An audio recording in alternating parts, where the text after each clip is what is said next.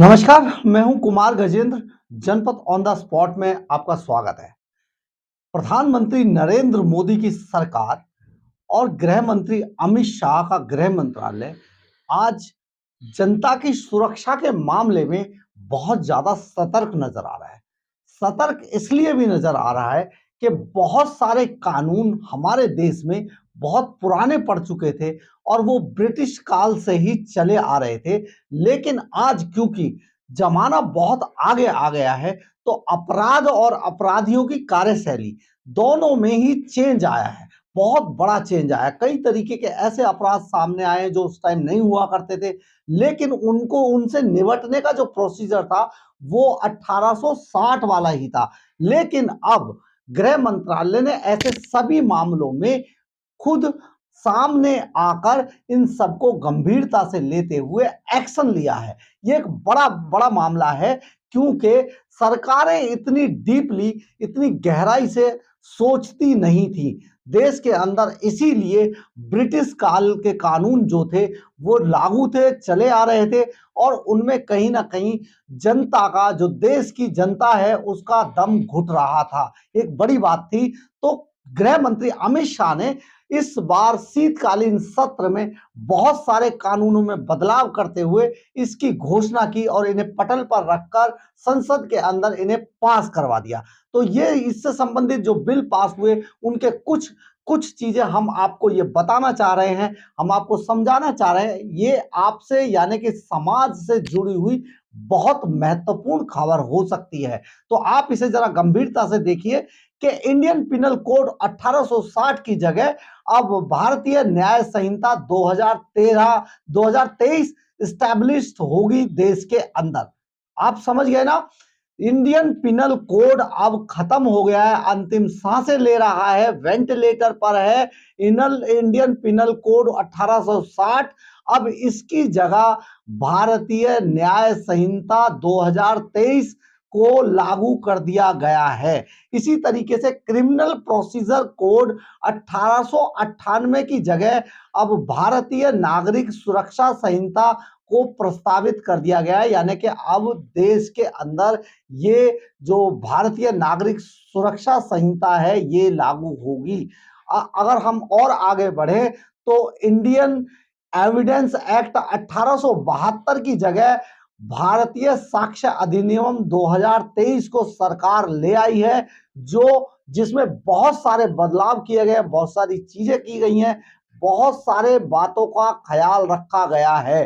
पिछले दिनों आपने देखा होगा, लंबे समय से, करीब एक दशक से देश के अंदर, एक दशक से भी ज्यादा से देश के अंदर आप लगातार मॉब लिंचिंग की बातों को सुनते आ रहे थे, और मॉब लिंचिंग पर किसी तरीके का कोई कानून आ नहीं रहा था। लेकिन प्रधानमंत्री नरेंद्र मोदी की सरकार इसमें बहुत गंभीर दिखाई दी, और अब मॉब लिंचिंग को पूरे देश में लंबे समय से जो शोर मच रहा था उसको, उस पर सख्ती करते हुए सरकार ने कई कदम उठाए हैं। सरकार ने मॉब लिंचिंग जैसे जघन्य अपराधों को रोकने के लिए जो सख्त कदम उठाए हैं उसमें 7 साल आजीवन कारावास और मृत्यु दंड तक का प्रावधान किया है। यानी कि 7 साल से लेकर आजीवन कारावास और मृत्यु दंड तक का अब मॉब लिंचिंग के मामले में प्रावधान कर दिया गया है। तो ये इस पर भी ये भी एक बड़ा मामला है जो काफी समय से चला आ रहा था, और एक खास तौर पे बहुत सारे लोगों के मामले में वो सोचते थे कि इसमें न्याय नहीं हुआ है।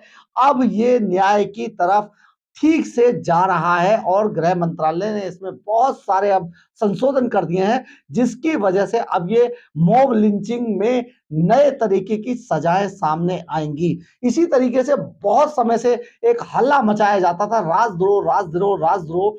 तो राजद्रोह के मामले में गृह मंत्री अमित शाह ने संसद के अंदर बोलते हुए बताया कि क्योंकि ये लोकतांत्रिक देश है, हम लोकतांत्रिक देश के अंदर रहते हैं, इसलिए सभी को बोलने का अधिकार है। यानी कि किसी की आवाज दबाई नहीं जा सकती, उसके विचार और उसकी आवाज को दबाया नहीं जाना चाहिए। इसी को ध्यान में रखते हुए जो प्रधानमंत्री नरेंद्र मोदी की सरकार है उसने राजद्रोह कानून को पूरी तरीके से निरस्त कर दिया है, रद्द कर दिया है।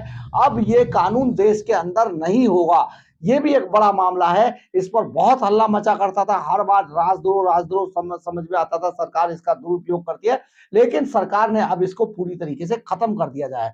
इसी तरीके से जो यौन हिंसा के मामले थे, आप समझिए, यौन हिंसा में बहुत सारी नई तरीके की चीजें जुड़ी थी।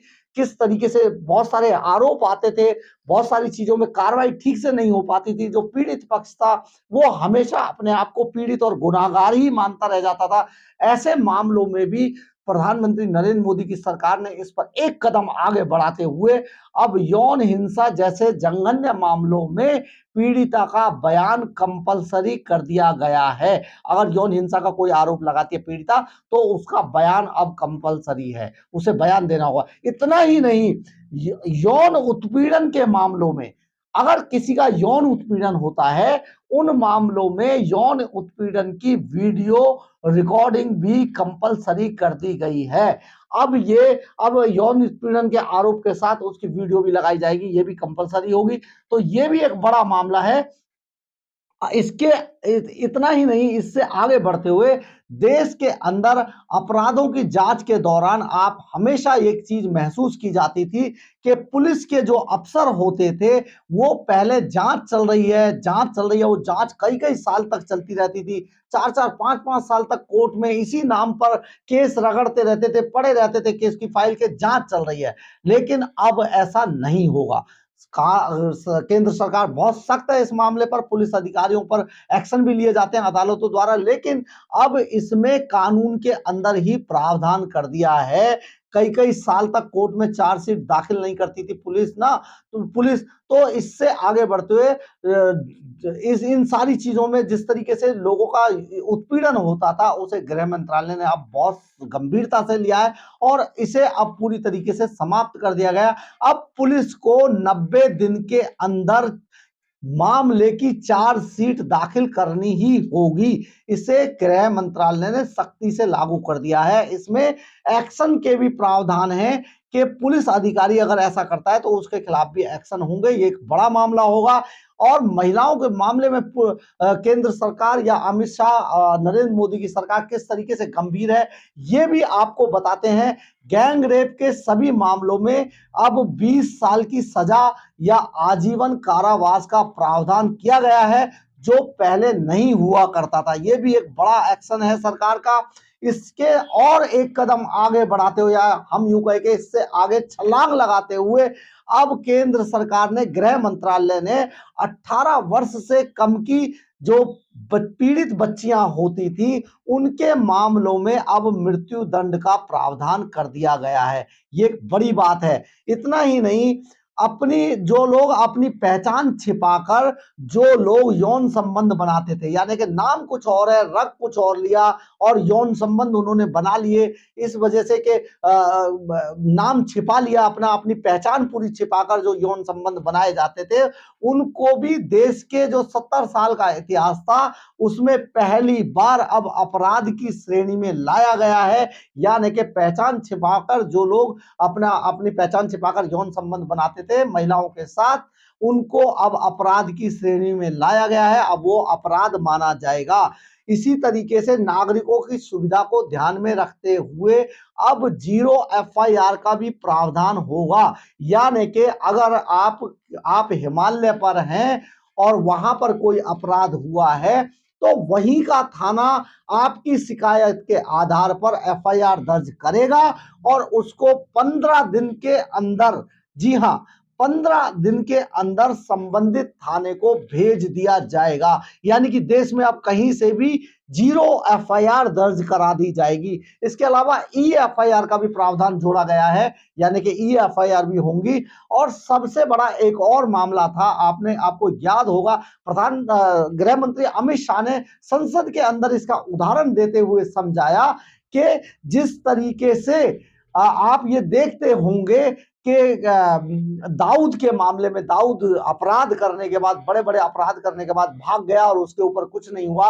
अब अगर सेशन कोर्ट जिस भी व्यक्ति को भगोड़ा घोषित करता है, उसके ऊपर देश की अदालतों में केस चलाया जाएगा बाकायदा और उसमें सजा भी दी जाएगी। या और अगर मान लीजिए उस अपराधी को सजा सजा अगर अपना अपने केस के मामले में पेश होना है, तो पहले उसे अपने केस का सामना उसी अदालत में आकर करना होगा, इसके बाद उस पर केस चलाया जाएगा। ये एक बड़े मामले हैं जो अभी हमारे समाज को इन कानूनों की बहुत जरूरत थी। इसके अलावा और भी कई कानूनों में संशोधन किया गया है। ये एक बड़ा मामला है देश के लिए, देश की कानून व्यवस्था के लिए, देश की सुरक्षा के लिए।